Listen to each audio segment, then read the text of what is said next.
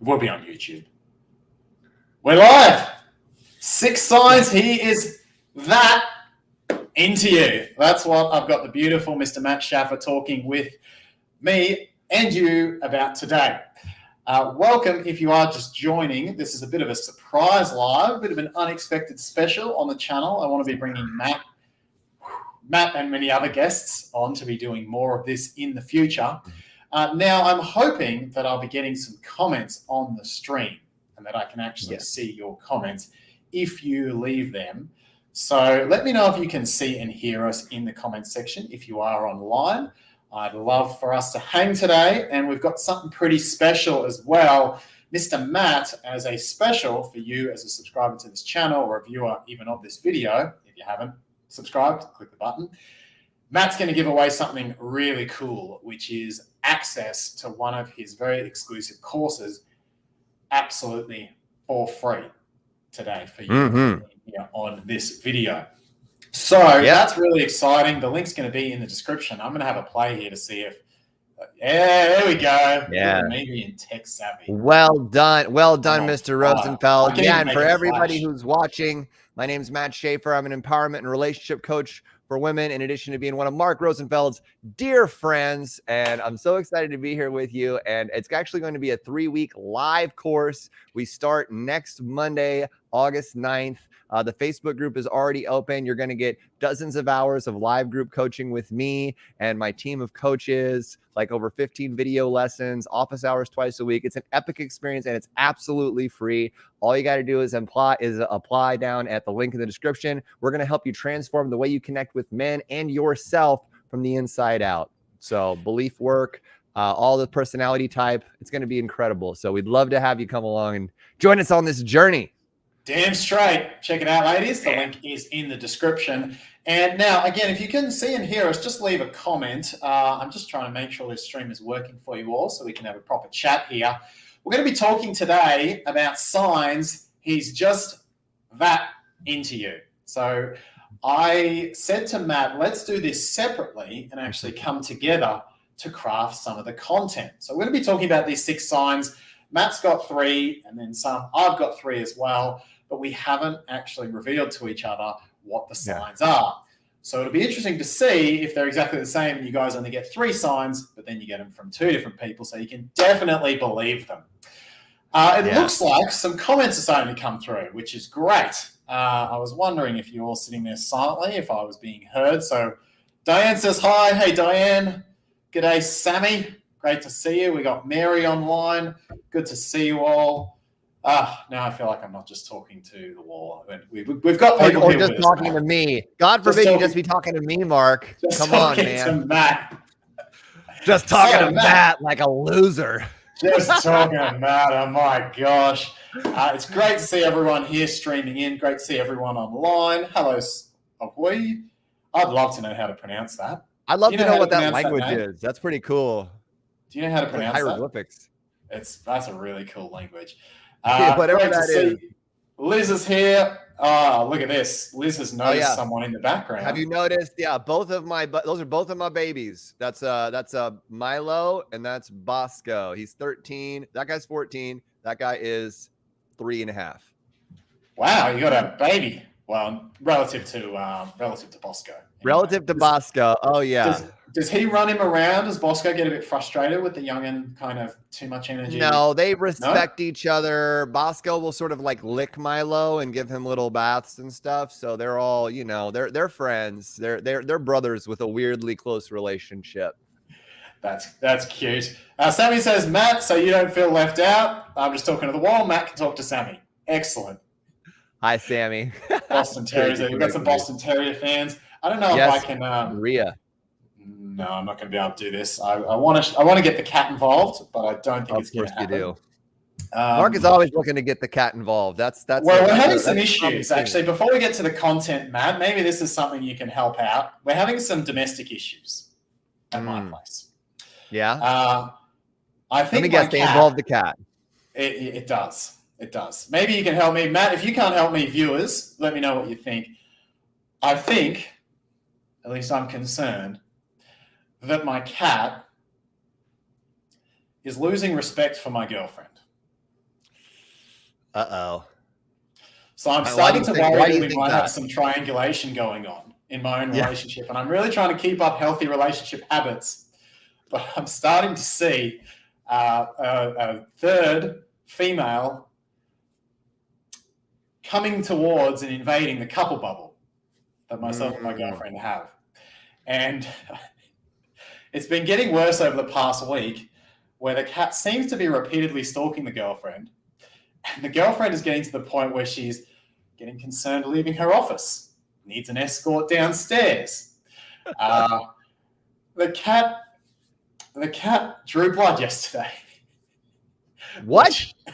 Only on my a foot, God. and it's not like it wasn't big, but the cat did draw blood. So I'm quite concerned that my domestic living situation is deteriorating.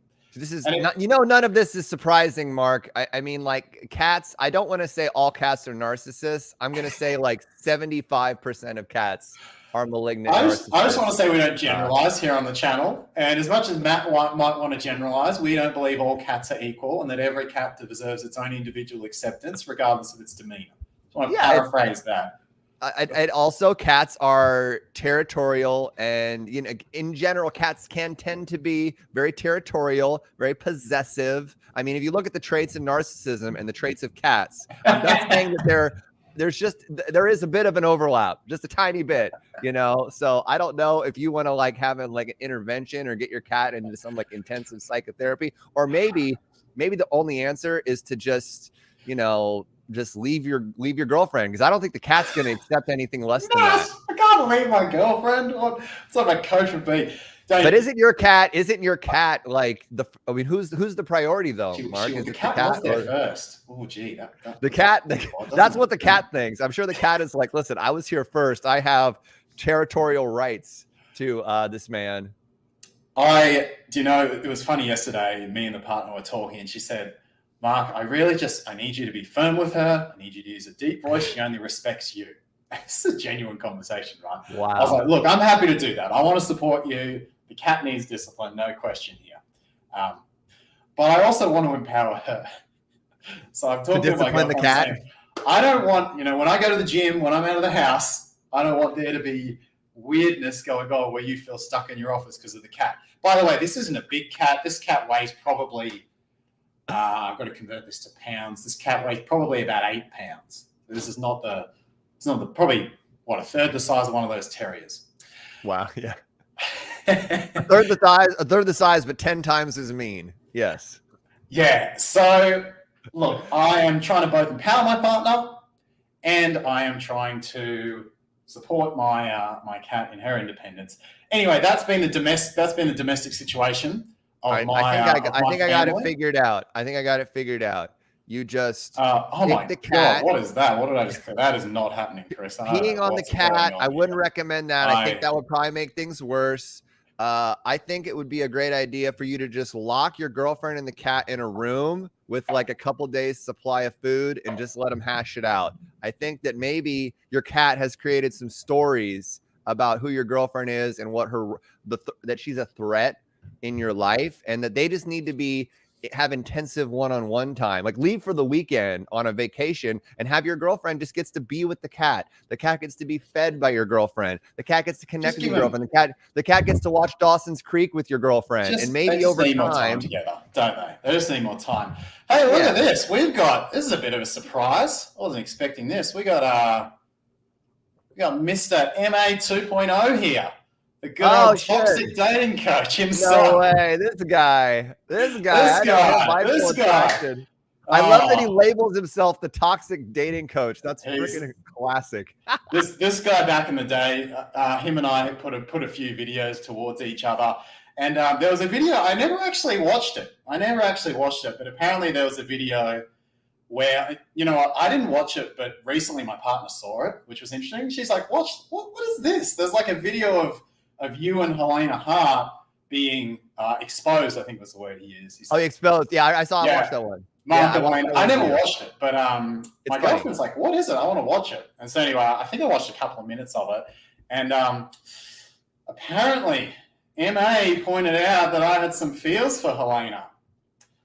That was his sighting of the video. So I was exposed for my feelings and romances for Helena. You're just so thirsty, Mark. You're so thirsty, dude. I just must have been really thirsty at that point. Mark became a dating coach just to meet women. I mean, just to meet Helena. This guy he was having a lot of problems meeting women, so he just decided. I just was like, man, I'm just. How could I connect with women?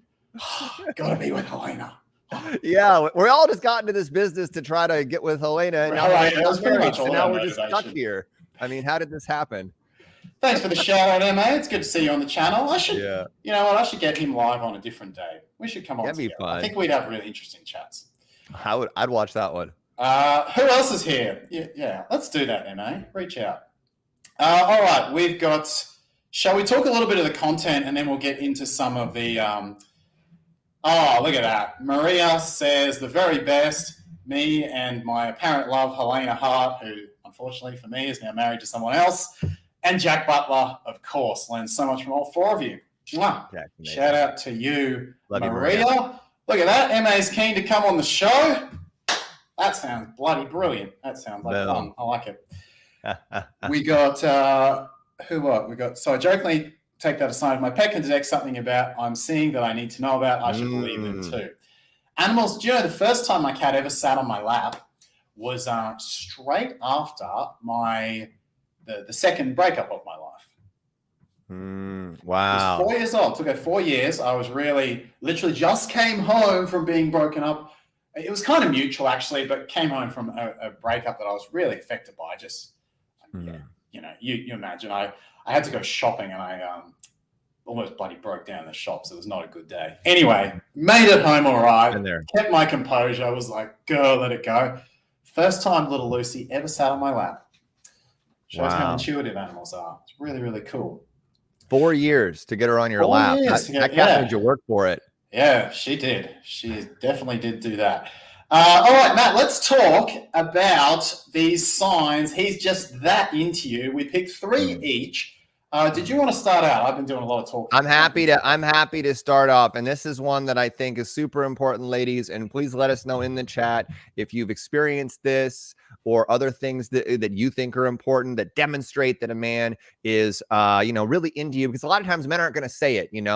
Men are going to demonstrate whether they're into you or not through their consistent behavior over time. It's generally not going to be a direct verbal statement of, well, I like you so much. It's going to be a series of behaviors or patterns that are going to help you understand, is this guy emotionally invested in me? Does he see a future with me or not? Right. So the first thing that I think is super important and a clear indicator is that he future builds with you in the way that he talks to you. So he talks about the things he wants to do with you 3 months from now, 6 months from now. Oh, wouldn't it be cool to go to Australia and, party in Melbourne with Mark Rosenfeld in 6 months? Let me give him a call. Well, what would you like to do next year? Wouldn't it be fun if we picked up a hobby and started doing this? Men are generally builders. When we see something that, we have value, that we give value to, we want to build into it. We want to invest into it. So if a man sees a future with you, he's going to be talking about it short term, medium term, and as things go on, he's going to do it long term as well. So be asking yourself, is he able to talk outside of just the present moment? Because if he doesn't have the desire to talk outside of like what you're doing this weekend with you, he's probably not looking beyond, the short term with you, right? So that's a huge indicator that a man has, a deeper level of feelings and a deeper level of commitment to you. Does that make sense, Mark? It does. And I have one little follow-up question that some of the women might be asking here, Matt, which is, how do you make sure that you're not getting the other extreme end of the spectrum, which is love bombed? Someone meets you, second date, they're like, we're going to go to Canada together, we're going to have the most beautiful babies. How do you use, is it just trust your intuition? How do you make sure it doesn't go too far? I mean, your intuition, your radar is very important. Your gut is very important. And also if it's happening too early and too fast, right? Even because here's the thing, if a man may see you and know immediately that there's a potential future with you, he may have an instinct or an idea about it. But generally speaking, if he's operating in a healthy, normal way, he's not going to just like blast you with it on the first or the second date, because he's going to recognize that it's his responsibility to pace his affection and his engagement and his investment in you, right? But if a guy is coming straight over the top, he's coming in super hot, first, second, third date, he's talking about your kids and he's talking about your future together and your stuff, you got to see at that point, there's a bit of a disconnect, right? Between where he's at and what he's saying and like the reality of the relationship. You're like, I barely know this guy's freaking last name, and he's talking about, you know, what we're going to name our kids and stuff. That's a guy who's future building way too early, and it's probably a sign that it's more of a manipulation than it is you know, a real genuine thing. Like these conversations will happen organically after you've been dating for a couple months, you know, and he starts talking about, and it'll be smaller type things. Like it'll be, you know, going on an adventure, going camping in a couple months or something like that. He's not going to dive right into, let's name our kids Craig and Toby or whatever. Like it's not going to be like that, you know? So there'll be a sweet spot for future building. But if a man is averse to ever doing that, that's a man who probably has a resistance to emotional investment or just doesn't see you as that person for him. And he's just sort of in a, just dating you for the sake of dating you. Yeah, well said, Matt. So, well said. yeah. So that's number one, ladies, is that healthy future projecting. Sammy had a comment here. Please keep leaving your comments. Yeah, it helps give us feedback as we go along. Mm-hmm. This is honestly such a helpful talk because I want to know what the signs are and when they're going to show, because I most of the time feel like I try too hard, look silly, or I'm just clueless. It's very honest and very real of you for sharing. So thank you, Sammy. So I'm going to duck into my first one now. And my number one is a bit of an overarching one. And it's a very simple one, but really it's pretty darn accurate. And it's one that I give to clients when they're sort of spinning stories about, oh, but he did this. I think he likes me. Well, he did sort of, you have to understand, Mark, he maybe had like a little bit of trauma here, or he's still getting over this person. I'm like, all right, just shh for a second. Shh. There's one simple thing you got to look for. Matt's began to allude to it when he used the word consistency before, consistently. And so what I share with clients is, if you want a simple example that a guy's that into you, look for consistency in words and actions. And I know that might be oversimplifying it, but you can basically, if you're missing one of those, then he's not there yet. Particularly if it's the actions or the consistency. Right? If a guy's the thing about consistency is it requires time. And that's why it's such a great standard. You should always have the word consistently really right throughout your standards list and throughout your thinking when you're dating. Because high value women who are looking for a good relationship have that awareness that you can't just impress me with one good date or one good showing. That's nice, and it might feel really good for me, but the partner that I'm selecting for has this C word of consistency. So ladies, look for consistency in words and actions. And I work with a lot of one-on-one clients still to this day. And a lot of the time, as I say, they fish around, maybe he's into it. Is he consistent with his words and actions? Sammy, you said before, I feel like I'm working a lot. If you feel you have to work to keep his consistency up, he's not that into you. It's that simple. Now, the only caveat with consistency in words and actions is what you'll occasionally see is because some men have a fear of hurting women's feelings and they don't want to be bad guys, sometimes they will hold back on the words just a little bit so that if they change their mind later because they're scared of hurting you, they don't want to be a bad guy if they change their mind later. Words are still very important though, because if you get consistency in actions and the guy says, hey, I'm not looking for a relationship, you're still going to listen to that. Okay, so you're still listening for any kind of negative words. He's being super great with his actions and it's consistent, but he's like, hey, don't fall in love, don't catch the feels, I'm not looking for a relationship. If a guy says that, listen. But the only caveat is occasionally, if he's not saying anything like that, he's consistent with his actions, he may just be building his words up slowly and they're coming with time. As Matt says, you should see an increase over time. And an example would be, hey, I want to go camping next week, or let's go for a hike next week. He plans a week ahead. A month later, he's planning a month ahead. And the words build. I mean, to be completely honest with you, it took me probably at least 6 months to tell all of my 3 partners, including my current one, that I loved them. So I'm an example of a little bit of an avoidant guy. I never said I didn't want a relationship. My actions showed up consistently, but my words just took a little bit longer. But overall, consistencies in words and actions, that's the big one. If you remember nothing else from this video, that's the one I'd really take away, is consistency in words and actions. Absolutely. Yeah. And you know, just to piggyback off of that one, and this is just, you know, echoing what you're saying here, it's consistency and it's also congruency. Like their thoughts, their behavior and their words get to match up, right? Because if they're saying one thing and doing another, you know, that's also a red flag, right? So are they being consistent over time, but also are they being congruent at the same time? Because if they're saying I love you, I want to be with you, or I'm this and I'm that, and I'm so invested in you and yada yada yada, but then their actions are not congruent with that, they're not in alignment with that, then that's the sign that, you know, there's a disconnect there somewhere. You know, like Maya Angelou said, when people show you who they are, believe them. You know what I'm saying? And people, and especially men, are going to show you who they are through their consistent actions over time. Their words may be this or that or whatever, you know, so be just conscious of that, and don't allow a man to talk you out of, you know, really seeing and understanding who he is by the way he expresses himself through his actions.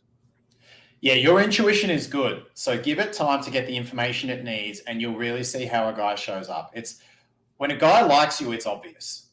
He's consistent with his words and actions. He future projects, as Matt says. It's just like, yeah, I get that he likes me. Now, sometimes you might even find it a little bit boring. And this is kind of a bit of a different sign, but you'll kind of have that feeling, yeah, I know this guy likes me. It's safe. It's pretty secure. And if you're really addicted to the roller coaster, you might even find it, well, it's kind of boring. But it will be solid. So this is the sign that he's that into you. Matt, did you want to take away with number 3? Don't forget Matt's course in the description, ladies, as we're chatting here. 3 weeks of free live group coaching with me and my team of coaches. It's going to be amazing. We start this Monday. So come on in, ladies. Don't be scared. We already got it's an incredible group of ladies, and it's going to be so much fun. And let me know if you have any questions about that. Okay.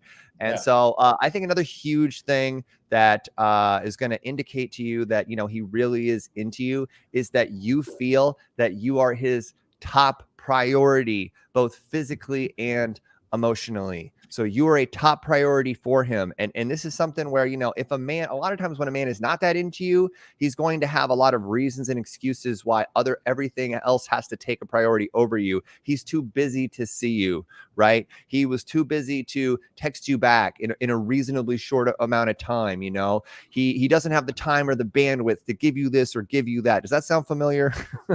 That's a deflection that men use. And a lot of times, especially if it's an avoidant person or you know, a person who's deeply avoidant, you know, they'll use that as a way of deactivating and pushing you away.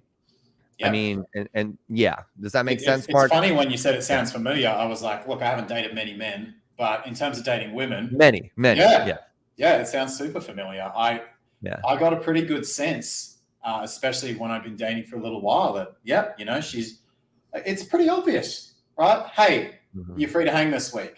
You're either, I'd love to see you, this day is free, or, oh, let me check my schedule, doesn't text you for 3 days. Like, it's freaking obvious. Someone either makes the time to prioritize you or they don't. Yeah, and the phrase I like to say, I just released a video on this, and a phrase that I think is super important is that's in alignment with this is he giving you attention, or is he operating with intention? There's a difference there, you know. If he's giving you attention, it's very diffused energy. It's like, hey, you know, wanna hang out sometime? You know? What you doing? Bro, you free at 5 tonight? Hey, what are you doing? Yeah. It's like, so I know we haven't talked all week, but you know, it's Friday at 4 o'clock. What are you doing tonight? You know, like that's a guy giving you attention.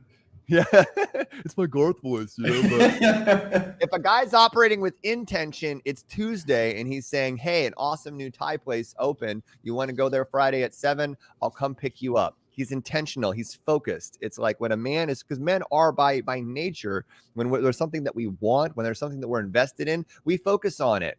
We will invest time and energy into it. We will make plans, and there's a sharpness to that, right? So you want to ask yourself, is a man operating intentionally with me? If I text him, does he text me back in a reasonable amount of time, consistently over time? You know, does he check in with you? Does he ask you how your day is going? Does he demonstrate that he's thinking about you? You know, is he letting you know, is he that you're top of mind to him, you know, that you're in his mind, that he's thinking about you, he's listening to what you say, he makes time to see you, right? No man is ever too busy to see someone that he cares about. You know what I'm saying? Like, we make time. We make time, ladies. We make time. Simple thing here. What if he avoided texting? He's not that into it. He's not that into you. I mean, and there is a small subset of men that just don't text, you know, like a small subset of men like have a ton of resistance to texting, but then there's a breakthrough for you to let him know, hey, it's important to me that we have some sort of texting dynamic, right? Or get him to call. Yeah, or get him on a texter. Can I call you instead? Perfect. Yeah, okay. Yeah, exactly. But if you've let him know that texting is important to you, and he's just resisting and avoiding and deflecting any type of, you know, consistent connection or communication that's important to you, it's because he's not that into you. He's got other things going on, and he's just not comfortable with that degree of intimacy. Yeah. Well said, Matt. Well said. Yeah. So we've got prioritization. He prioritizes you in his schedule. Future projecting. He looks forward, not insanely forward on the first date, but he looks a healthy amount forward with you, and is intentional rather than attentional. And consistency in words and actions. Yes. And the overarching thing before we move on to the next thing is just to ask yourself, is his general pattern of behavior, verbally, physically, emotionally, intellectually, is it making you feel more safe or less safe? This is just an important, good check-in question to have on this, right? Is it creating more safety and stability for you, or is it making you feel more unstable and less safe and less supported? You know, like that's just to check in with your emotional guidance system on a man's behavior. Yeah, it's honestly pretty obvious, ladies. You know, I really do think if you have to ask the question 99% of the time, then you've got the answer. Because when a guy is into you, as I say, you've got this consistency, you just know, right? And if there is something that comes up for him, if he really can't talk to you for a week, if he's actually super busy at work and smashed that week, a guy who's really into you will tell you. He'll communicate that. He'll say something like, hey, I am going to get absolutely smashed this week. I'm probably not going to get time to text you. I really want to see you next week. I'm so sorry. This is just not the week for me. And you'll be like, okay, I got my explanation. It's obvious. Yeah, he doesn't leave you hanging. He doesn't leave you hanging like, where am I? What am I doing? You know, and if he does go off the grid for something, he'll come back and he'll apologize, and his explanation will make sense, and he won't do it again. You know, like if he's continually apologizing for letting you down and disappointing you and flaking on you all the time, it's not a good sign, you know. No, but you don't want that to happen more than once or twice. Like once, sure. Twice is like, what are you doing? Third time, you definitely know. Yeah, Charissa has a great comment on this and it's really landed for her. He's paid her a lot of attention, but he's out of town, but he's never suggested a plan to get together. If a man is giving you attention, but he's never specifically suggesting something for you to do, he's not taking that initiative, he's not making the plan, he's not moving forward with it, that is a man who doesn't have a focused interest or intention with you. He's just sort of throwing attention at you, hoping that something will stick and he can, you know, get whatever he's looking to get from you, you know? Yeah. And I have to call some of my clients out on emotional masturbation habits where they sit there, they've been texting this guy for a month. I'm like, how long have you been talking to him? Oh, a month. Oh, 3 months. Oh, 2 weeks every day for 4 hours. Okay. Have you met up? Nope. Have you got him to call you? Oh, maybe once. How come you haven't met up? Oh, he's just been really busy. No, you're just sitting there allowing him to take up your time, knowing full well, if you're really honest with yourself, that he's not going to, and then not holding him to a standard and not setting any boundaries because you're accepting the very low level of connection, which is, you know, we all want connection. And we've all been there where we've accepted less than what we really deserve, but stop emotionally masturbating, set some boundaries with him, and then have the courage to really go after the guys that will raise to your minimum standard for a real connection. Exactly. Yeah. And you want to make sure, you got to remember that when you settle for attention, when you settle for this like very minimal, level of ego gratification, basically, because the guy's giving you something, it's hogging up your bandwidth. It's clogging you up from you having the space and the time and the energy to receive a higher level of love and attention and connection from men. So it may feel good. You may get a short-term payoff from it, but the long-term price you're paying is you don't have the time and energy and the resources to invest in a man who's really worthy of your time and attention. Your time and your energy is sacred. Your love, your affection, all that stuff, it's a sacred commodity, right? You don't just want to give it away to the first guy who's willing to, buy your drink. Like let's hold ourselves to a higher standard, right? And ask men to elevate to where we're at, because that's going to activate a man. When you set a bar and ask him to meet it, that's a high value move. And we appreciate that. We appreciate high value women who hold their frame to us. We do, because we believe what you believe. And this is a good concept for humanity, just humans in general, is we tend to believe about others what they believe about themselves. So if we meet a confident person, we get a read on them and say, okay, they must have some good traits. They seem to know themselves well. If we meet someone who's less confident, we're less able to see their good traits because they don't put them out there. So when you, as men, when you show up and you say, hey, my time is valuable, we go, okay, her time is valuable. It doesn't necessarily mean that all of us can step up to it. And that's where you've got to be courageous. But when you set that minimum stand, you say, well, my time is valuable. My emotional energy into you is valuable. I want to have my needs met in return, to have someone who's committed to me in return. You filter in the guys that see that, and you filter out the guys that don't see that, because they won't match with your reality. They may not be into you, and they may not see your time as valuable, but they'll at least stop talking to you and get out of the way for the men that will, and the men that will see that. So really important to set those minimum standards. Your standards are your filter. They're your filter. They're your boundary. And the degree to which you have the courage to hold your standards will determine the degree to which you get a relationship that's in alignment with what you want. So just remember that when you compromise on your boundaries and you compromise on holding your frame, you're compromising on getting what it is that you truly want and deserve. Yeah, absolutely. And the way that we see you. Yeah. So let's go to number 4. The fourth sign I had was emotional momentum. And this is the idea that men, and this is an early dating sign, ladies, again, it comes with that C word of consistency. When a man is into you, he doesn't like to have periods of time pass where he's not in some form of connection with you. Now, all men are born with a threat meter. There's always a very low level of threat that comes between men seeing each other as competition.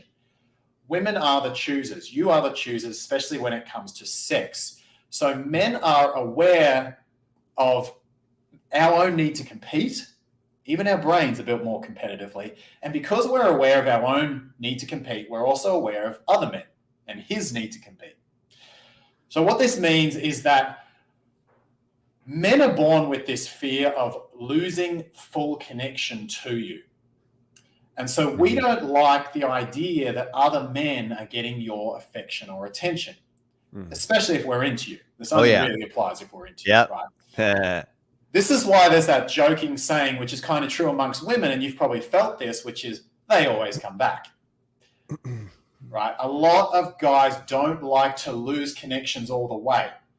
For you as a woman, it actually makes it nice and clear if a guy's either really into you or really not into you. You can make good decisions based on that. Okay, he's really into me. This is a commitment guy. He's not into me at all. He doesn't want to talk to me. Okay, I can absorb that and move on. But for men, it's not as clear because we're always in this competitive threat thing. So sometimes we don't like we don't like women that are into us getting interested in different guys. We're always on guard. Yes. So the reason we keep up emotional momentum is because we are aware of the threats of other men, and we don't like to let those threats in too much. Mm-hmm. So I guess the bottom line of emotional momentum is this: throughout the course of, usually daily, but especially throughout the course of a week, if we're really into you, if we're that into you, we will keep consistent contact. Mm-hmm. Unless you give us signs that you don't want us to do that, right? If your signs are blurry, sometimes we do get scared and pull back. That's very important. 100%. But we like to touch base regularly, and we like to see you regularly if we're really that into you, because we don't like the threat of other men coming in and taking that attention. Would you agree with that, Matt? I would agree with that 100%. That's actually one I had on my list that I was debating. I got like 20 of these. So, I mean, like, so I'm sort of like riffing on which ones I want to use. And one of the ones I was going to say, just to piggyback off of what you're saying, is, you know, that they get a little protective over you. You know, they get a little protective over you. You become someone that they want to claim, right? They want to be the person in your life. They want to be your person. And so part of that is, they want to protect you from other threats. You know, they don't want to lose you to another man or to anything else. And so they're going to claim you in a significant way. Like in my last relationship, like I claimed my girlfriend very early on because I was like, you know what? I want you to be mine. Right. There's sort of a possessiveness in a healthy way over you. And when you enter a room with that person, you know, you might put your hand on their waist to demonstrate to the room, hey, this is my woman. This is my person. Right. So if you feel that sort of like it's not a toxic territoriality or a toxic protectiveness, but you feel like he's a little protective over you. If you're struggling with something, if you're having an issue with a guy, he's more than willing to step in and be like, okay, well, do I need to talk to him? Do I need to get involved here? Like, he just has that like sense. That's a man who's in his power, and he's decided that you're something and someone that he wants, and he's willing to, you know, to stand up for you and to be that sort of like protective force in your life, you know, because he doesn't want to lose you to anyone or anything. So yeah, I think that's a huge one, Mark. You took it right off my list. And so I think going off the list. Well, I actually had one about prioritization as well. So I agree with you on that one. When a man needs time, huge. Great minds think alike, right? You said it. Let's take a couple of comments before we talk on the last two. Please leave your comments. What's this one? Lucy says, Mark, please, why is it that my guy always calls me on WhatsApp, but whenever I want a video call, he told me he's busy. He hardly make a video call with me. Why? We probably need some context on this one, Lucy. Honestly, I don't know if this is your partner, if this is your husband, if this is like a guy you talk to occasionally. What you've described here seems pretty weird to me. Whenever I want a video call, I honestly am not sure I've got enough information to fully answer you with this one. I'll just say that when a man, especially if it's like some random dude that like you met on LinkedIn or some dating app, and I don't care what the platform is, he's always down to call you, and he's calling you, but he will never video chat with you. He will never allow you to see his face, especially if y'all are remote. It's a pretty big red flag for Scam City. You know what I'm saying? If he's extremely wealthy and he works on an oil rig and he's got an inheritance and he's got some huge convoluted military's away. Military. Oh my God, I've heard them all. If he's got some weird convoluted story as to why, you know, he can never connect with you, and then mysteriously he needs some money wired for it's always a scam. It's always a scam. Just the first time he says he's got an inheritance, or, you know, he's got some weird and it starts sounding like the plot of a Lifetime movie, just get the hell out. Just go. Like, please. Like, you use your intuition, ladies. Talk to them on the phone shortly after you met them. Meet them in person. Meet people in your city, unless you live on freaking Mauritius in the middle of nowhere. Meet people who are in your city who you can get an intuition on. Your intuition is your best tool. So anything that long distance, too much texting, anything that shallows out your intuition, less of that, more get info for your intuition. Feel him in person, over calls, etc. Do a Zoom chat. You want to filter out a lot of weirdos and scammers. Be like, I want to see your face. You know, like have a couple, like chat for a couple days on a dating app, whatever, then have a phone call. And then if that works all right, before you meet up with them, have a Zoom chat, talk and actually see their eyes, you know, and you can tell so much about somebody. Someone can be, you know, Don Juan over text message, but then the instant you actually see their face, they're not Don Juan at all. They're Don Weird. you know, and Don Weird is a lot different than Don Juan. Did you, Matt, with your partners, did you always video chat before you met them?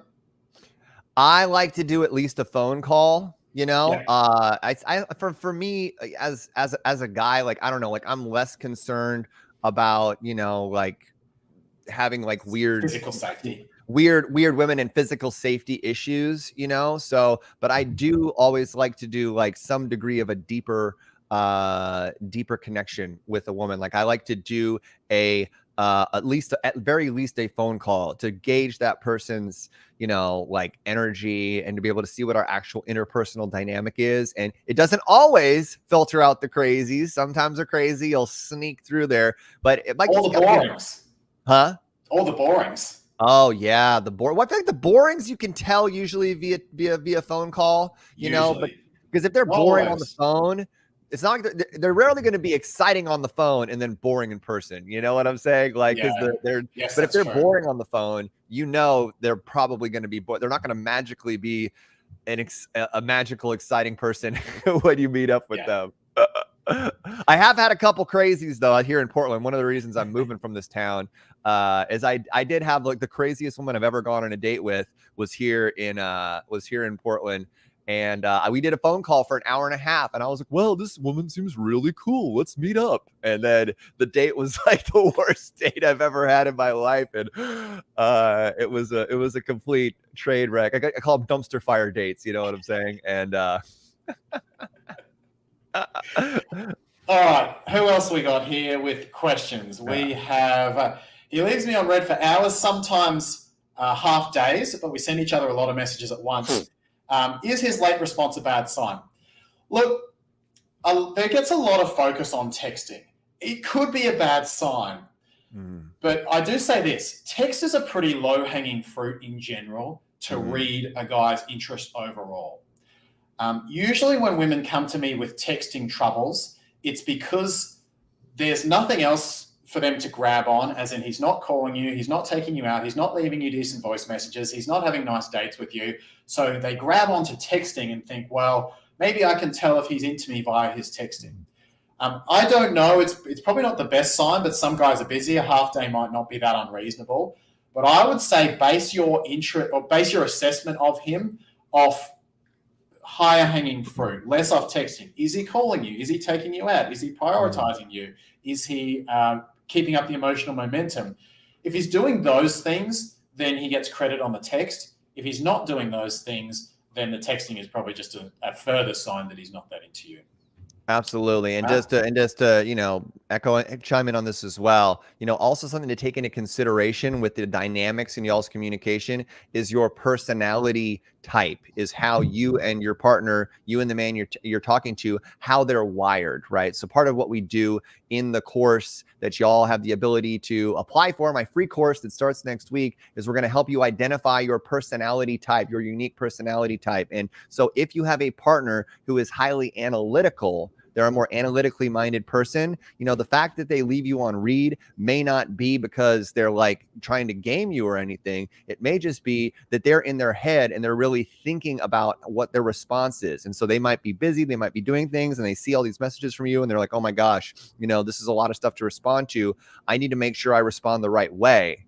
And then they got to spend, you know, an hour crafting their message, their message and their response to you, you know, because they don't want to do it wrong. You know, a lot of times a person who's more analytical is more of an analyzer. They're a perfectionist. They have a tendency to get in their head, maybe get a little analysis paralysis, get overwhelmed about the way that they respond to you.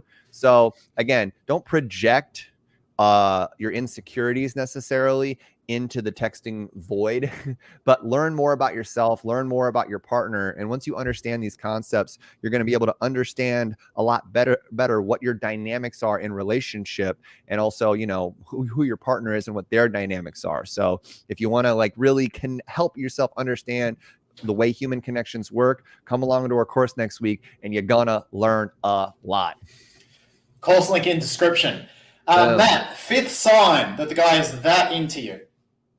I think one of the biggest things you can really look for, especially as this relationship begins to gain momentum, you've got emotional momentum, he's starting to future build with you, big things like that, is he starts to see you as his partner in shine, He sees you as a partner for him, not a partner in crime. It's not about y'all going out and burying bodies in the desert together, but he sees you as your partner in shine, meaning that he wants you to win.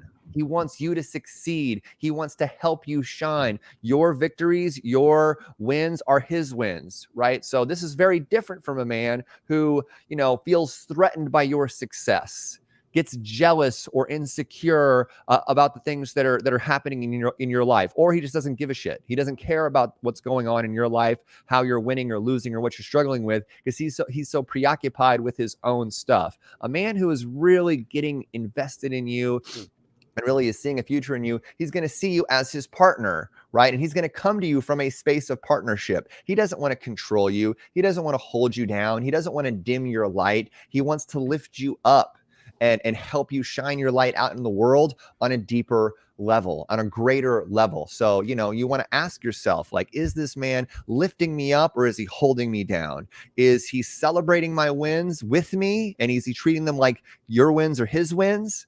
Or is he like, oh, well, are you sure you want to take that job? It's going to be a lot more responsibility, or, oh, you're going to have a lot less time with me. Like, is he making your wins about him?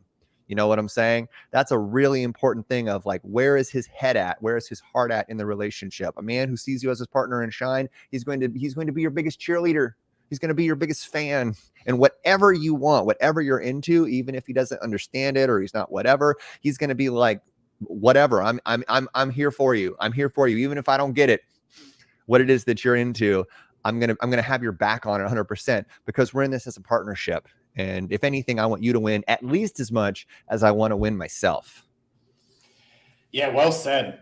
Well said. And it also just really shows his level of self-confidence, doesn't it?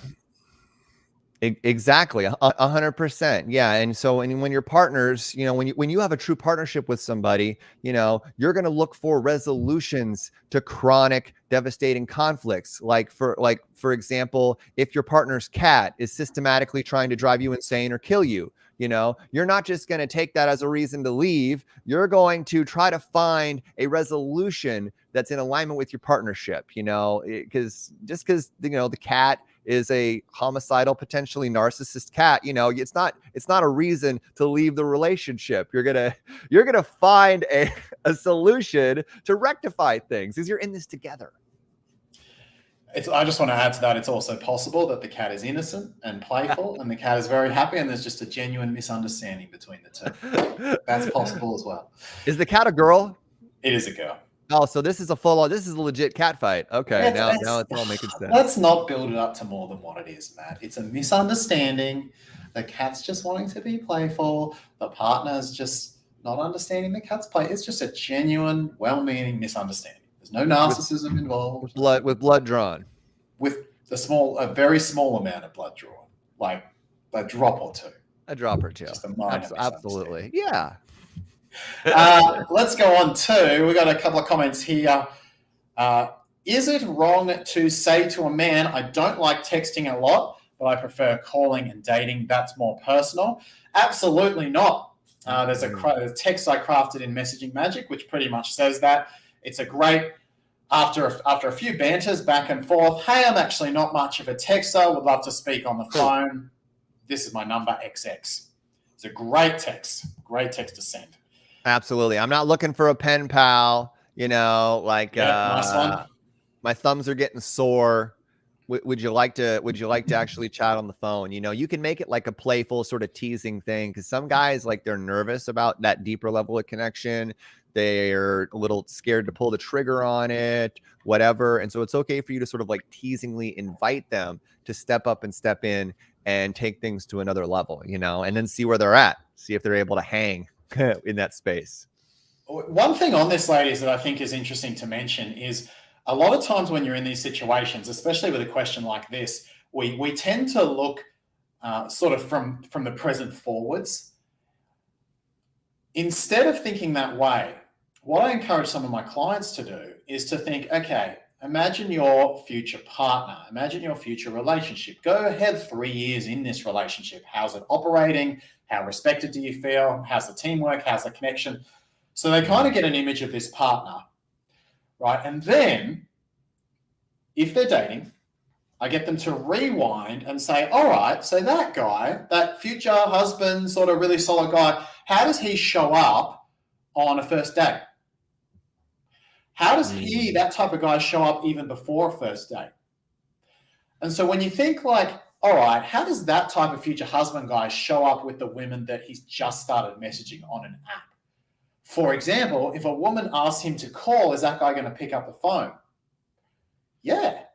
Yeah, he would. That's the type of guy. He's not going to be weird about that. He's not going to be like, oh, let's text all the time and just texting for. You're like, no, that guy, that type of guy, he would. Yeah, that wouldn't be weird for him at all. He'd be like, yeah, cool, let's chat, because he's a solid, secure, stable guy.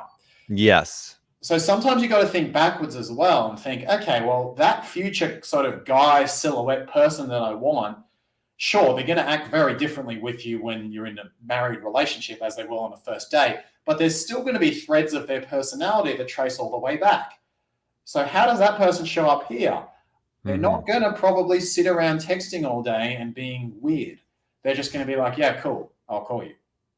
Yeah, or they're going to want it. They're going to want to call you. They're going to move things forward. Like generally speaking, most men who are secure in themselves and who are excited about you, they're from their masculine perspective, right? They're going to want to push things forward, and they're going to want to escalate the degree of connection and escalate things, because generally men are going to be the pushers and the drivers when they're secure in who they are and they're interested and activated by you, right? If you're feeling like you're having to drag a man along and being like, well, why don't we get on the phone? Well, why don't we meet up sometime? And you're sitting there exhausted because you feel like you got this guy on your back and you're just dragging him down the relationship trajectory, like that is not a good sign. That is a man who is not motivated, who's not inspired by you. And that's just not somebody that you don't want to be that. You don't want to have to be that person, to push and force things along, right?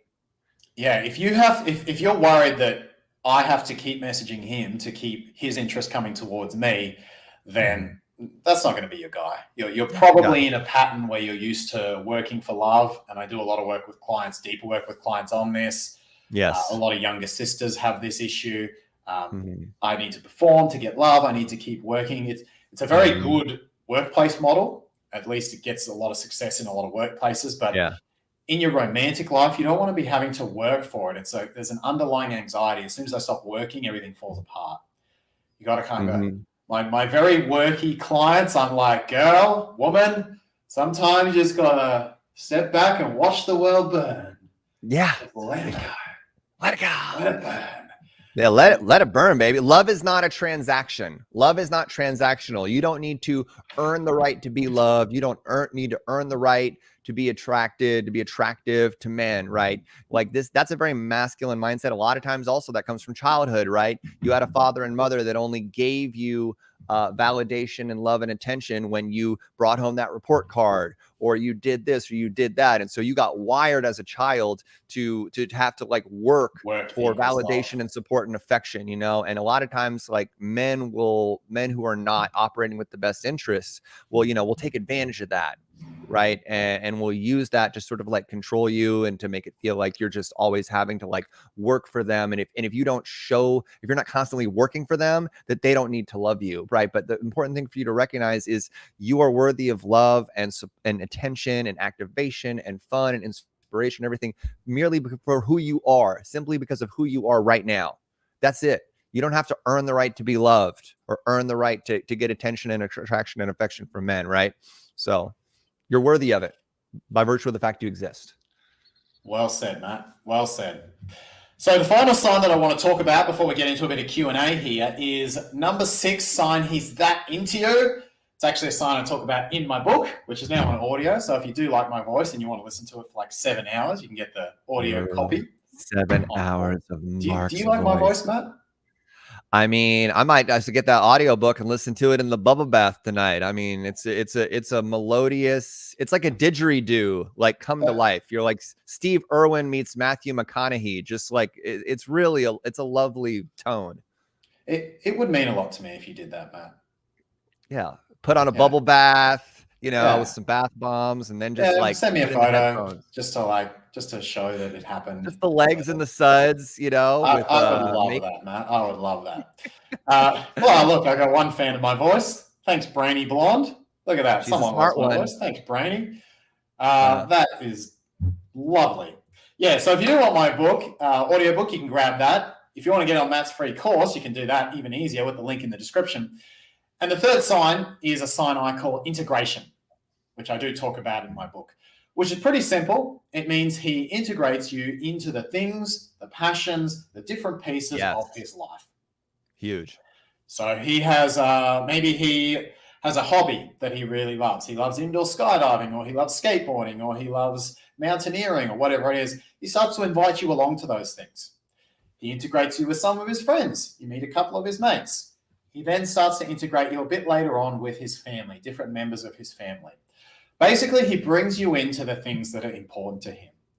It's pretty simple. It's not rocket science. I'm sure each and every one of you, when you see a guy, you can tell if he's bringing you into the things that are important to him. And you can certainly tell, especially over time, if he's avoiding bringing you into the things that are important to him. But basically, if a man is really that into you, he is going to bring you into those things that matter to him, because you matter to him, and he wants all the things that matter to him to exist in the same jar, same place. Oh, look, Sammy likes my voice too. Look at that. Look at that. Boosting up my ego, all of you. How lovely is that? Yes, so Matt we're going to do some Q&A. Matt has 3 weeks of live coaching going, so you can join in on that. He's been getting some wonderful testimonials. I've had clients of mine do this, so jump in there. It's completely free. You can just jump in and 3 weeks, free coaching. He's got a full video course. Everything's going on in there, so take advantage of that. It's going to be a bunch of fun, as Matt says. Now, if you have questions, we've got a few minutes left. Do you have a hard stop at 11, Matt, or can you go a little bit over? I can riff. I mean, the last time we did this, we were having drinks on Valentine's Day. That was date. I forgot about our date. Yeah, we were Valentines. We were each other's Valentines, bro. It was pretty awesome. Was that Valentine's night? Was it? That was literally Valentine's. Yeah, it was Valentine's, bro. It was Valentine's night. That's adorable. It was actually the night. No, it was a Saturday. Wasn't it the night before Valentine's? I don't know, dude. I'm just trying to figure out how I spent a Valentine's night with you and not my partner. Because that was she around? Was she around? I didn't have a partner. I was single at the time, so you know. Maybe was it a Saturday? Do you remember a Saturday or a Sunday? I think it was a Saturday. I think it was Saturday night. Because we had a Smirnoff. We had drinks. We had drinks. We did. Saturday was the 13th. That's what it was. Saturday was the 13th. I made a hot toddy. Oh, was it the night before? Yeah, okay, I had a hot toddy, and you were drinking like Smirnoff Ice or something, if I recall correctly. It's very masculine. That was the first time I drank this year. I drank for the second time this year about 2 weeks ago. So I've drank 2 nights this year. I drank too much the other night. I was falling over in the pool. Oh no, you were that guy drunk in the pool at a casino or something in Vegas. You were that guy. Yeah, we put all our stuff in the cloakroom. The one thing I held onto was my phone. Oh my god. So we went for a swim, and I drank a little bit too much. What were you drinking? Smirnoff Ice. No, dude, what are you doing drinking Smirnoff Ice, dude? Dude, it's the only thing that doesn't make me want to vomit. All right, it's the one thing that's like I can have some of this and not want to vomit the entire time I'm drinking. That's exactly what I said when I was 18 years old. I was like, Smirnoff Ice is the only thing that doesn't make me want to throw up. I can drink like 4 of them. I never grew up from that point. How many Smirnoff Ices did you consume? I'm it was a few. Was it like 3 or was it like 7? It was a few. It was more than I'm willing to admit on okay. Stream. Okay. No, it was quite a few. I think I had 5 or 6. There you go. Plus a little bit of mixes. So anyway, I'd had a little bit too much to drink this night, and we put all our stuff in the cloakroom except my phone. And so we went in the pool, we were swimming around, and it was actually super fun. I was having a great time just dancing in the pool. Yeah. But every now and then, because I had a little bit too much, I'd fall over in the pool with my phone. Oh, but amazingly, even though I fell with my head under the water a few times, I managed to have my phone above the water in each and every occasion. You like lifted up like as you were falling? No, as in I'd fall over, and then kind of it would be my phone sitting up Wow. here out of the water, and that was how the partner found me, because she's like, "Oh, there's Mark with a floating phone." Oh my gosh. I promise I'm Wow. not an alcoholic. I promise it's only the second time I drank this year, but it was a great night. Look, I make no apologies for having a great night. It was lots of fun. Dude, when in Vegas, man. Mhm. Pound 5 Smirnoff Ices and fall over in a pool. I mean, that's how the saying goes, right? I mean, That's exactly what happened. That's the funniest part. Oh, so anyway, that was great. if we ever meet up, which it's my clear intention that we meet up sometime in Vegas or in Austin. I'm moving down to Austin, by the way. That's cool. That's really Yeah. cool. I Are you will moving with drink. your partner? Huh? Are you moving with your partner, or what's? No, I'm not. Matt Shaffer is back. I'm back on the market, ladies. Yeah, Wow. yeah. You heard it. You heard it here first. I mean, it's a deeper thing of, I just don't feel that this place, like that Portland and this part of the country is where I'm going to thrive, kind of personally and professionally. Like all of my people, everything that I want to do and create for myself, sort of, it's not here, and unfortunately my partner is very much grounded in this place and in this community. So it's sort of like one of those things where, I had to ask myself some hard questions around that. And, the answer was like, as much as I deeply and truly love her and care about her, like, it's just one of those things where, I have to continue living and working and operating within my purpose. Like that has to be my main, that gets to be my main focus and my main priority at this, at this point. Kudos to you for having the difficult compatibility conversations early. Yeah. I remember with my own partner, we'd been seeing each other about 6 months, 5-6 months, but it was mostly long distance. And we ended up meeting up on a beach in San Diego. And it was one of the most difficult conversations I've ever had to have as an avoidant, because really into her, wanted to be with her, but I'm like, we live an ocean apart. I don't see this working. And what about future life? We have families literally on opposite sides of the globe. Unfortunately, through a very difficult conversation, we were actually able to talk about our wants and needs for the future. And as an avoidant, I just hated this conversation. I bloody hated it. But I essentially knew I was going to lose her if I didn't have it. So I was like, all right, well, at least let's put it out on the table. And that conversation finally gave me the confidence to commit, because to really commit, because the doubts I had about compatibility were soothed in terms of living location. So that was a good moment for me. It's powerful, and it's just an important lesson, it's an important thing for us all to remember, is that, as much as we want love, like love, the feeling of love, that feeling of intense chemistry, and sort of like emotional and energetic compatibility, that in and of itself, oftentimes isn't enough to merit or justify, like being with somebody indefinitely if it comes at the cost of other things in your life that are important to you, right? Yeah. So it's one important factor, but you also need to always remember, what your own needs are, what you're committed to creating, and sort of like what else. Don't lose sight of everything else in your life, just for the sake that you've got a wonderful connection with somebody. Because a lot of times that's how people end up settling and compromising and ending up with a life that isn't truly in alignment, with what it is that they want to create. And resenting their partners. 100% resenting their partner for putting them in this situation, when in reality, they're the ones. Nobody put a gun to your head and told you to stay with this person. You know what I'm saying? Like, you're the one that made that choice of, okay, well, these are my needs. This is what I want to create, but I'm going to put that stuff on the back burner for the fact that I love this other person. And you never want to find yourself trapped in that spot, Yes. Compatibility and chemistry in that order. Compatibility first. And relationship skills, very important as well. All three of those. That's the holy trinity right there. Let's do some Q&A now. Let's talk to the people. We've got Jacqueline says, I need to pull back from my cat. Let the cat build her own relationship with the lady. Step back some. Let the girlfriend become the mum. Look, I've been trying to do that, but also the girlfriend has asked for support in this situation. She says that's a need of hers, so I'm also trying to be aware of her needs and provide that support. It's an ongoing drama. I will keep everyone updated. Let's have a look. What questions have you got here? Okay, let's Lucy? see.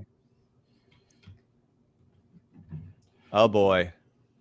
Is this Lucy? Lucy, is this the same woman that had the other thing about the guy not wanting to like video chat with her? Lucy, if a guy only wants to buy you expensive stuff and chat with you on the thing, but he doesn't want to video chat with you and he just wants to, I don't like the buying expensive things as an early pattern in relationship, because I think a lot of times insecure men will use money, or toxic wounded men will use financial stuff and extravagant gifts as a tool for control, as a leverage point, and as a way of sort of like buying themselves into getting what they want physically. Oh, well, I got you this Gucci bag. I did this for you. I flew you here. Therefore, you get to give me what I want, and it's just something to be conscious of. When there's too much of that, it can be a little old school vibe in terms of, oh, well, I pay for you and I've earned you sex with me now and I get to control you because I've paid for everything. So transactional.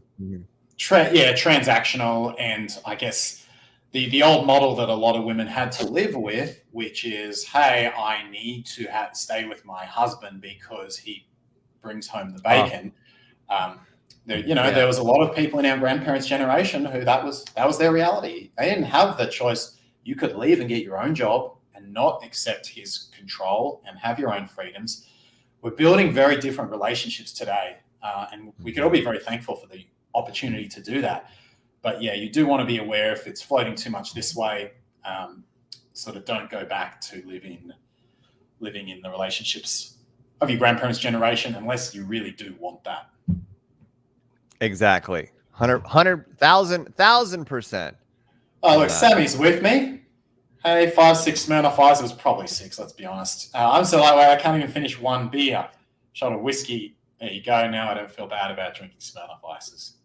Congratulations, Mark. You have the same alcohol tolerance as a 105-pound girl. I'm proud. You know what? You're not going to make me feel bad about it. I'm going to buy more. I'm going to do it again. We're going to do it. We're going to pound Smirnoff Ices together, man. One of these days. I look forward to it. Dude, I do. Do you know, most Americans I've found don't know this. Because you guys have this weird thing that you do, which is you add tax to every price. As an Australian, we're not used to that. In fact, I think most countries in the world include their taxes in their prices. So every time we buy something here, us Aussies feel like we're getting lowballed. Oh, that's the price. Just kidding. It's actually way more than that. Oh, wow. Right? We hate it. But because our taxes are included in the price, we don't see it every day, and it's probably why we like our government more. But on certain things, certain purchases, the tax is really high. So, for example, I think there was like a 12-pack of Smirnoff Ice, and this was like $18, something like that. And I was just like, do you know how much that would cost in Australia? About 70. Did you say 70? Yeah. What? A 4-pack of Smirnoff Ice, about 25. What? Because there's 70% tax in Australia. 70. So basically, but how do y'all are the drunkest country in the world? How can y'all be? It's not as much on beer. Beer, not as much. Okay. It's all the alco pops, the things that teenagers will pay for under any circumstance. Oh my gosh! So it's spirits not beer, as well, huh? Spirits as well. A small bottle of vodka will be $50, $60. Holy crap! Yeah. But we don't realize that that's like 60% tax. If we did, there'd probably be an uproar. But you go to buy a 4-pack of Smirnoff Ice in Australia, it's probably about $6 plus $20 tax. But it's all included in the price, so you have no idea. It's weird coming here. I'm like, $18 for 12? Like, I love that I hardly drink, and it's the one thing that's just crazy different price here. That's so funny. Culture. What other questions we got, Maddie? We got anything? Let's see. Charissa's asking, what dating apps would you recommend? Which is a classic question. And I mean, I have found with working with my clients, and also in my own personal life, Bumble is a great option because it gives you the power as a woman to sort of like navigate and only have conversations with men that truly seem to be in alignment with what it is that you want. I also find Hinge, if it's available in your city, is a wonderful platform for meeting high quality people. You know, Hinge is a great service and a great app. And then you know, those are the main two. And then Match, if you're looking for, you know, a serious relationship, because it's got a certain paywall. It's got a paywall of like 30-40 bucks or something a month, which cuts out a lot of the scammers and a lot of the shenanigans that you'll have on the free site. So those are the three that I would recommend as defaults, right? But just so you know, some of my very best some of the people that I respect and love the most, including my own sister, have met their husbands or wives, their life partners, on Tinder. I'm going to my sister's wedding next month. She met her dude on Tinder, and it can happen. It can happen anywhere. So don't be. Well said. I think that's a pretty good order. Bumble and Hinge float for me between 1 and 2. I really like that Bumble has voice messaging. Yes. And it can be used on a computer, but the notifications aren't quite as good. And some women really like the thing of going first, but others, you might prefer sometimes the guy comes to you. So yeah, Bumble and Hinge, those two. Match.com, I pretty much agree with those. And yeah, 100%. Tinder can be really good. And actually, I'm filming a video at the moment just to prove to people that any app works. I've actually created my girlfriend a Tinder account. Oh, that's amazing. So I'm jumping on Tinder just to prove that she can get good dates with good guys on Tinder. And I'll reveal that it's me later on, but just to prove that even on Tinder, it can be done. So you're torturing single men as an educational tool, basically. Pretty much. Yeah. Yeah. I love it. I was talking to a guy for roughly a month, and he ghosted me 2 days after. Oh my gosh, I'm so sorry. After my mum passed away from cancer, he said, "I'm sorry. Haven't been talking to you. My mental health isn't good." Opinions. Look, it's honestly one of those times where I don't know your family situation, but I'd be really taking care of yourself, taking care of your family. I don't think it's a time where you want to be sourcing too much comfort from someone who has ghosted you, talked to you, ghosted stranger. You. A stranger. Yeah. I think it's a great time to just lick your wounds, self-nurture, let yourself be as sad as you need to be, maybe even go off dating and just experience your emotions, connect with your family or even your cousins or people who are solid in your life over that stuff.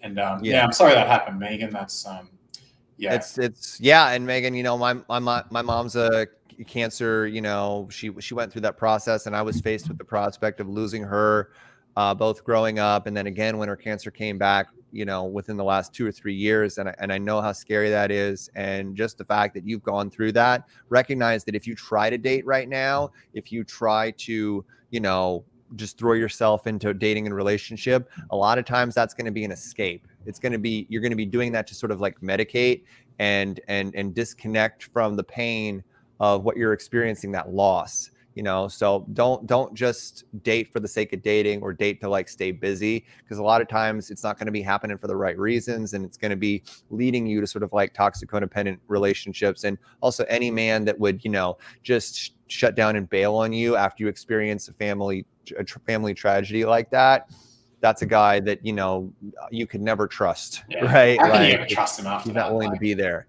for you. Yeah. What else we got here? Thanks for sharing that, Megan. It's very vulnerable of you. Crazy Girl says, will a man who says that he does not want a relationship at all because he got cheated on ever consider having one? Is him saying that to me that I have no chances we hook up, by the way? My answer would be no, as in he won't consider having one. Yes. And any guy that disqualifies himself from a relationship for whatever reason, you know, I've been cheated on, I'm too busy with my career, my mom treated me this way, like whatever it is, any guy who's like flamingo in my backyard, and there's a pink flamingo in my backyard, my house is too small, my cat tries to murder everyone that comes over, therefore it's just not going to work with you, for you, you know, any guy who wants to hook up with you, but he's also simultaneously disqualifying himself with relationship because because of some reason that he's pulling out of the cosmos, you know, that is a guy that, you know, he's being clear about where he's at. He's going to hook up with you, but that's all that it's ever going to be for him. It doesn't matter what his excuse or reason is, and it's that's my thoughts on it. We have any other questions, actually? Oh, look, Angela invited me to the Netherlands for a Smirnoff. There we go. I've actually got a holiday to Belgium booked for next year. So hopefully they open the borders and I can take you up on that, Angela. We'll get a whole crew together, drink all our Smirnoffs together. All the Smirnoffs. If my man... Oh, here's an interesting one. Lara. If my man faces a hard time, how can I support him without making him feel bad or weak? Matt, you want to lead this one?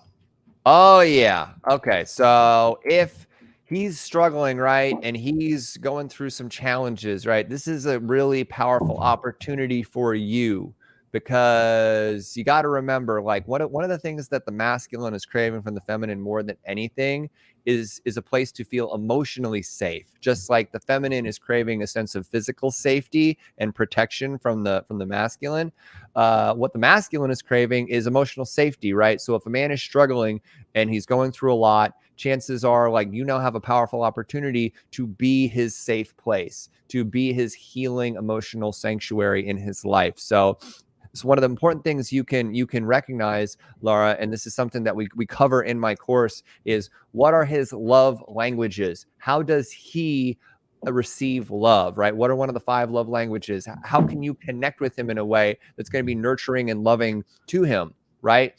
For some men, if physical touch is a primary love language, you want to give him a lot of that, right? Because that's going to help him lower his walls and connect with you. So giving him, like, he comes home from work, he's struggling, he's devastated from whatever situation. You have no idea how healing it can be and how supportive it can be just to get a long, tender, loving hug from your partner, to be held. Like, men want to be held. Like we do. We want to be held. We want to be petted. Or if, words of affirmation are one of his primary love languages, right? You could be like, just so you know, I'm so proud. I know you're going through a lot right now, and I'm so proud of you. This is such a beautiful testament as to how strong you are as a man, and give him that acknowledgement that he craves, because you want to connect with and communicate and give, loving support to a man in a way that it's really going to land with him.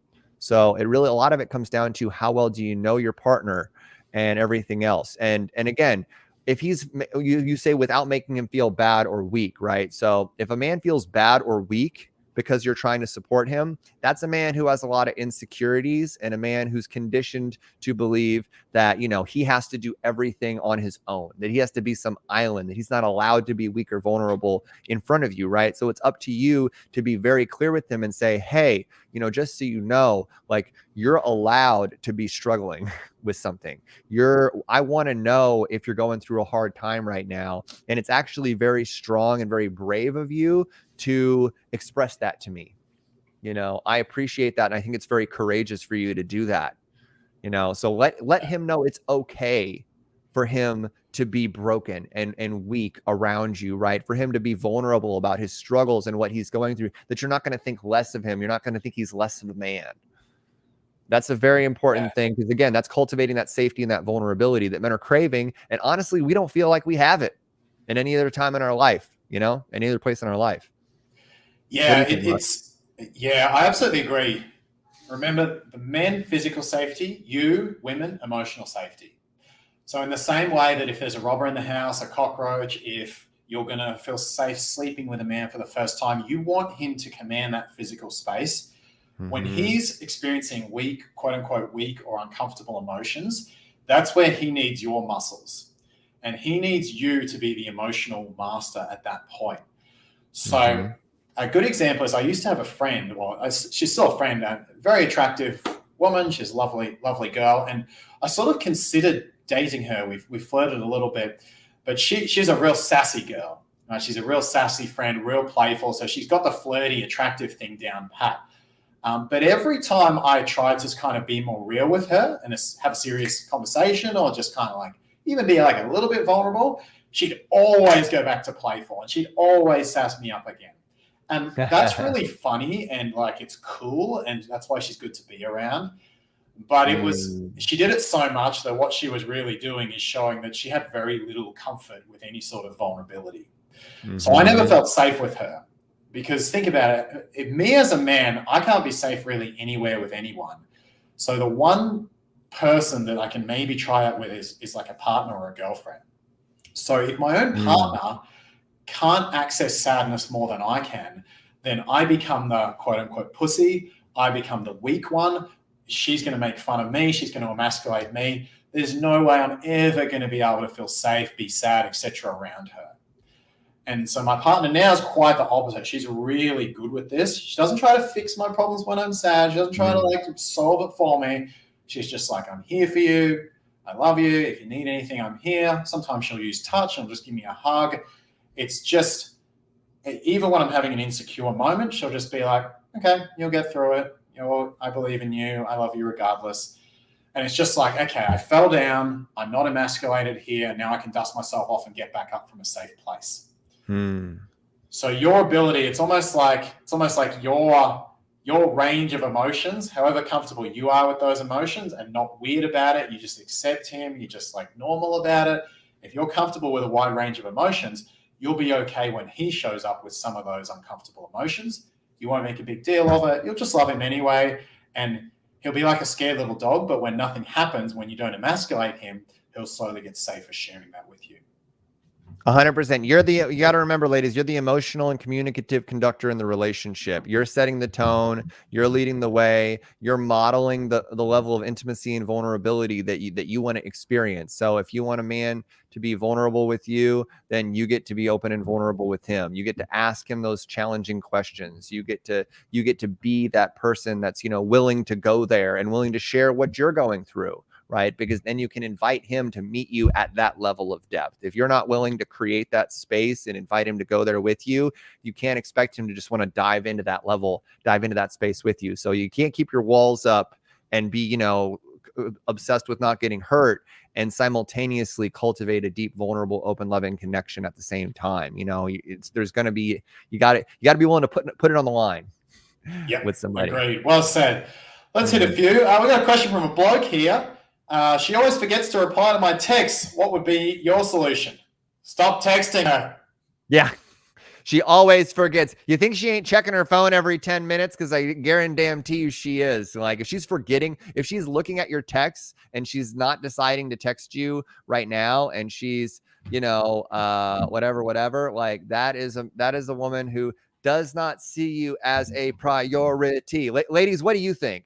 If a guy, if you're always forgetting to respond to his texts, how do you feel about him? I forgot to respond. I'll get back to you tomorrow. I forgot to respond. I was too busy talking to like 5 other dudes. How into that guy are you, really? As an empath and former codependent, I finally understand my pattern of attracting and engaging with toxic men. Here's my question. Have I truly healed if these guys now repel me? Look, I don't know, but that's pretty good. I'd say you're well on the way, if not done. What do you think, Matt? So let me just read this. Okay, former codependent, she understands her pattern of attracting toxic men. Have I truly healed? I think that's a great sign, Denise. I think that's a great sign that you have healed, or you're in the healing process, because you're no longer, because a lot of times, you were deeply attracted when you're operating from a wounded space, from an unconscious space, from a deep childhood conditioned space, right? Those men are attractive to you. Those men turn you on. Those men, because they're validating your stories and your beliefs that you have about yourself, and I'm glad that you're in my course, Denise, because the first module that we're going to dive into is all around identifying and changing and shifting the beliefs that are keeping you in toxic patterns, right? So when you've got a belief that you're not worthy of love, when you've got a belief that there's something wrong with you, when you've got a belief that you're incomplete, you need someone to complete you, yada, yada, yada, you're going to be operating from that space, and you're going to be attracting those toxic men, those toxic codependent relationships. And so the first step in our transformational process is to look at the beliefs that are leading to our patterns. And once you flip those beliefs, guess what happens? You get different results. You get different relationships. You're drawn to and attracted to different things. So once you start believing, you choose a belief that you are worthy of love, that you were worthy of being treated amazingly. When someone treats you like crap, guess what's going to happen? That's not going to get your motor running anymore. That's now going to be conflicting with your new belief.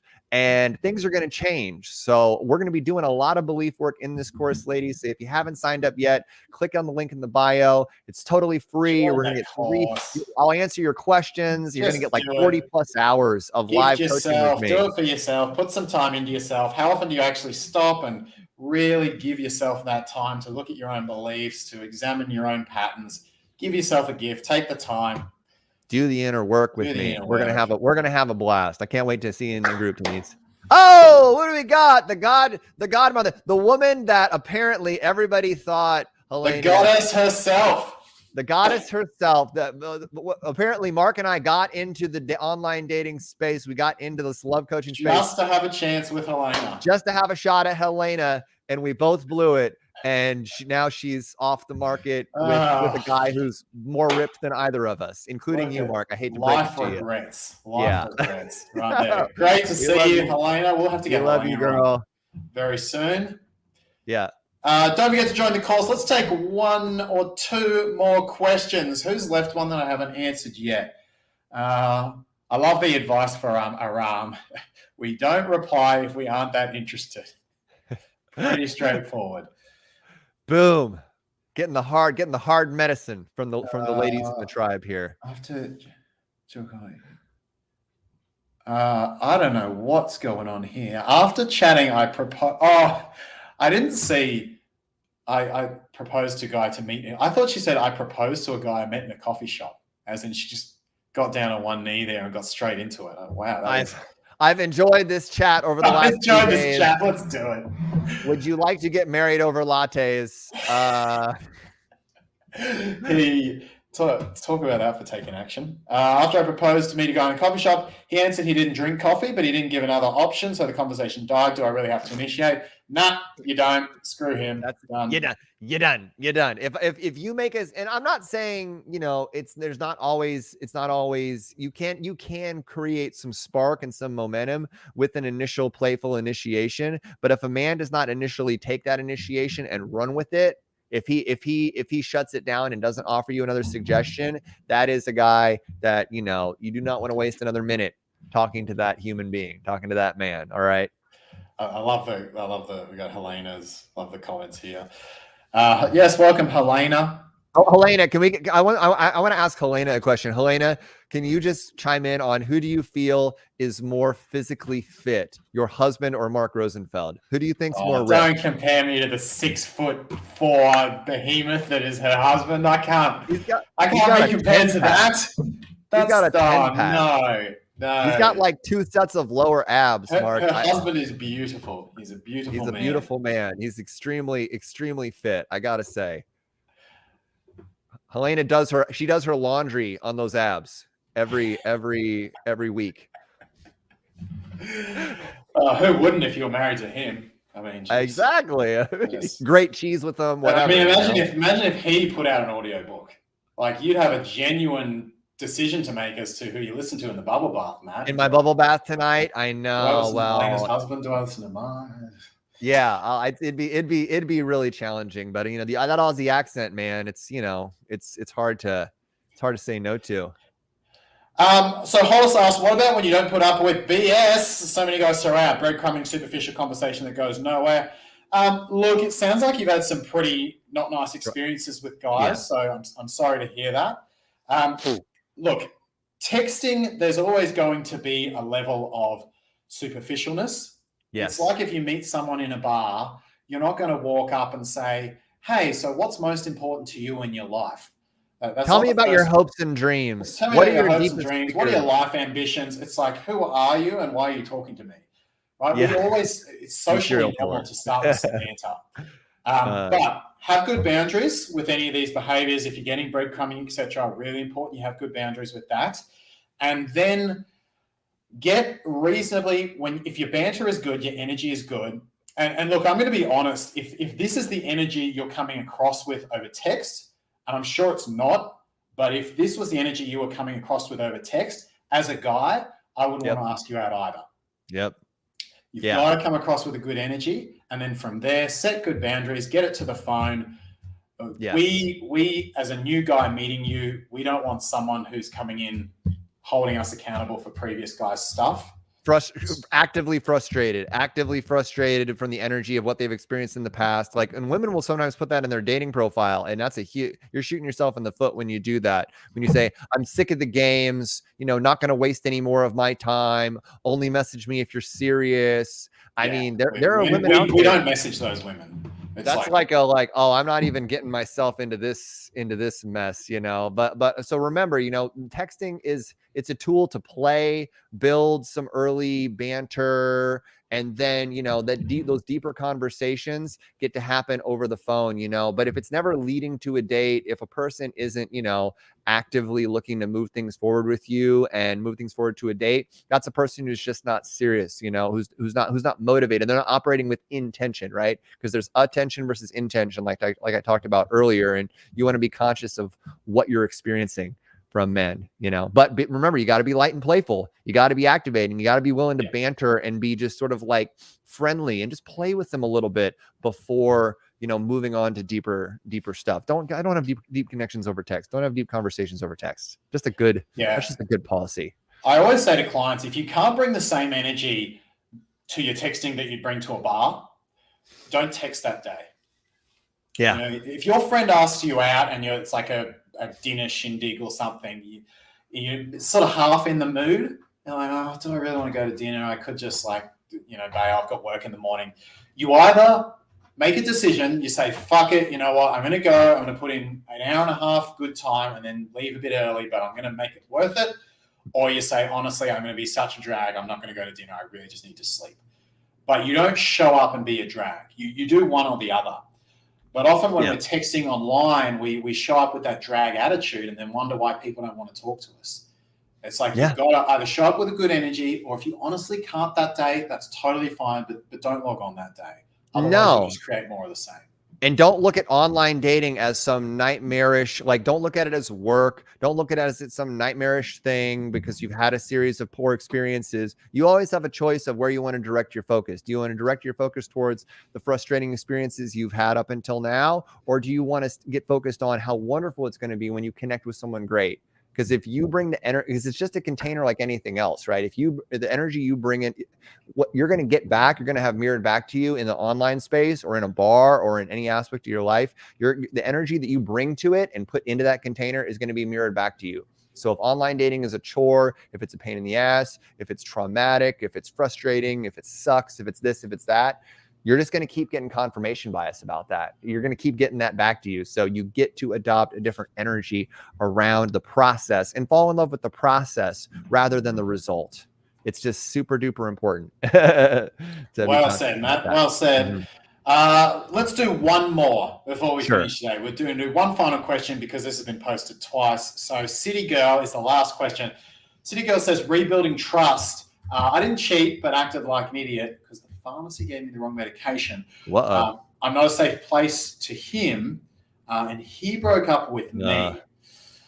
Tricky one. I mean, it's gone quite far, and honestly, if he's broken up with you, then my only advice would be to take no contact time and reassess after that time.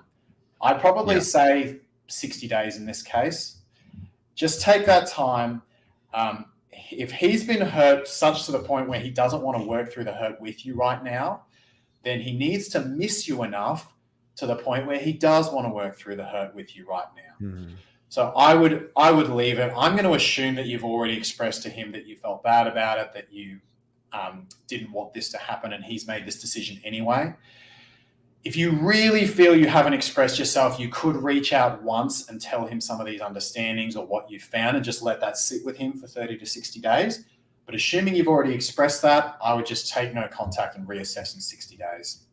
What do you think, Matt? 100%, and obviously if he's broken, if he doesn't feel that you're safe to him, he's going to need some time to sort of reassess and regroup. I'm sure you've already explained to him that, you were on the wrong meds, that you weren't in a good place. And for whatever reason, he's not ready to accept that right now. So allow him some time to heal, allow him some time to sort of for his nervous system to sort of calm back down because of whatever happened. And then reach back out to him, sort of hit the reset button and be like, hey, just wanted to check in, see how you're doing, and reiterate you know, how sorry I am for how I conducted myself. And just to reiterate that, you know, if you're just be curious if you're willing to meet up for coffee. Don't try to necessarily reinitiate the whole relationship and reboot the whole relationship right away, but start with something small. Are you willing to jump on the phone? Could we just chat a little bit? You know, or would you like to meet up for coffee sometime and just catch up? And then once you meet up with him, see how the dynamic is, see how the energy is, see if he's open to, you know, just having a real experience with you. And from there, you can start to rebuild the wall. But don't like just be like, hey, do you want to get back with me? Because like, you're going to need to rebuild this incrementally, one small step at a time, you know? So, ladies, make sure, if you haven't already taken the opportunity, you take advantage of Matt's free course. The link's in the description. He's had some absolutely incredible testimonials, women married from it, etc. Heaps of good stuff.